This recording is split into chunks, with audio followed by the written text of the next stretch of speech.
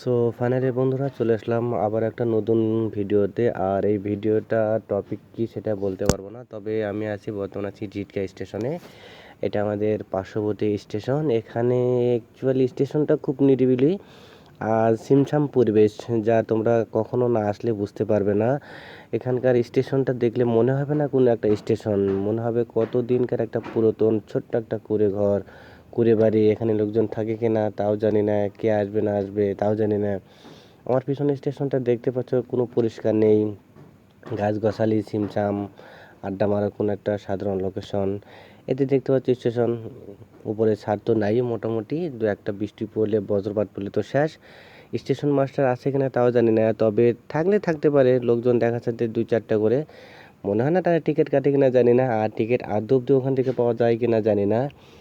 এখানকার স্টেশনটা দেখতে ভালো, মোটামুটি খারাপ না, গ্রামের ভিতর পরিবেশটা খুব